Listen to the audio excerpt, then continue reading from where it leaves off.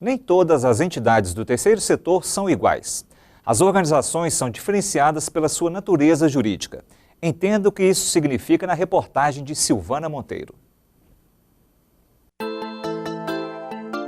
Este é o Córrego Saraiva, que fica em Betim, na região metropolitana de Belo Horizonte. Estes são alguns moradores, o diretor da escola municipal, alguns educadores socioambientais. Todos reunidos em prol da recuperação da microbacia hidrográfica do córrego, do cercamento de áreas ao redor, do replantio de árvores, tudo para proteger as nascentes e manter a água fluindo. O objetivo do projeto é a gente recuperar 50 hectares de matas ciliares, áreas de APP, áreas de recarga hídrica e também de nascentes.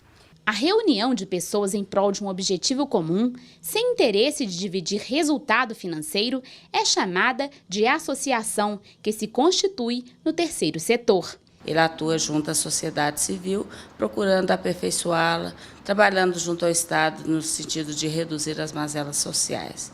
E juridicamente a gente pode dizer que o terceiro setor ele tem que estar constituído sob a forma de associação ou fundação. De acordo com o artigo 62 do Código Civil, a fundação constitui-se de um patrimônio de bens destinados a serem usados para algum objetivo religioso, moral, cultural ou assistencial. É criada por escritura pública ou por testamento.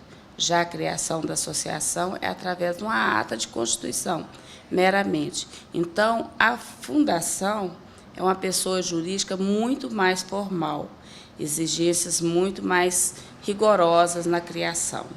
Uma outra diferença é a questão da participação do Ministério Público. Nas fundações, o Ministério Público participa desde o seu nascedouro até a sua extinção. Tudo tem que passar pelo Ministério Público. O projeto Águas do Saraiva, realizado em regime de associação, é idealizado pelo CEMAIS, Centro Mineiro de Alianças Intersetoriais, que atua articulando alianças com os demais setores a fim de fortalecer o terceiro setor e, principalmente, cuidar de um problema bastante recorrente, a falta de visibilidade. O terceiro setor muitas vezes é desconhecido, até mesmo no bairro onde atua, até mesmo na rua onde ele está presente, diferente do comércio, diferente da indústria, que todo mundo conhece, todo mundo sabe que tem uma padaria naquela rua, mas muitas vezes as pessoas não sabem que ali tem uma creche, que ali tem um asilo, que ali tem um tipo de serviço social.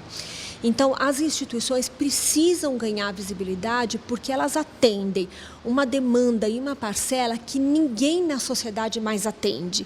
Então, elas suportam toda a base de problemas que uma sociedade tem, é suportado pelo terceiro setor. E isso é muito importante e é pouco visto e é pouco percebido.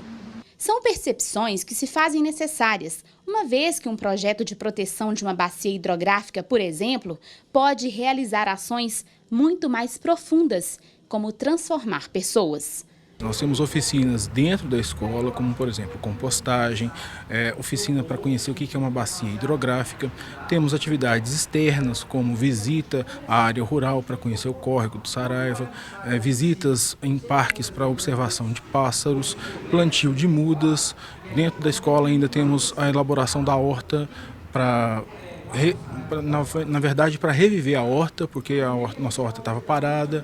Então, são várias as atividades desenvolvidas pelo projeto junto com a escola. O CEMAIS aposta na intersetorialidade para fomentar essas transformações. É o que a gente tem tratado como a relação entre o governo, a iniciativa privada e as organizações sociais. Então, se uma organização social, uma organização da sociedade civil percebe um determinado potencial de realização de projeto, é muito interessante que ela consiga interlocutores capazes de financiar esse projeto, capazes de apostar que aquilo pode ser uma solução e se tornar algo muito maior. Um exemplo de intersetorialidade são as APACs, Associações de Proteção e Assistência aos Condenados, um tipo de administração prisional que tem como objetivo promover a humanização das prisões. Seu propósito é evitar a reincidência no crime e oferecer alternativas para o condenado se recuperar. Adotadas como políticas públicas, elas nascem do interesse social, são orientadas e planejadas pelo Poder Judiciário, com o apoio do governo do estado, e já são um total de 36 em Minas Gerais, servindo de modelo para o mundo. As APACs são entidades civil de direito privado, sem fins lucrativos. As APACs, na verdade, elas nascem não por decreto, elas nascem por uma vontade da comunidade, por uma mobilização da comunidade.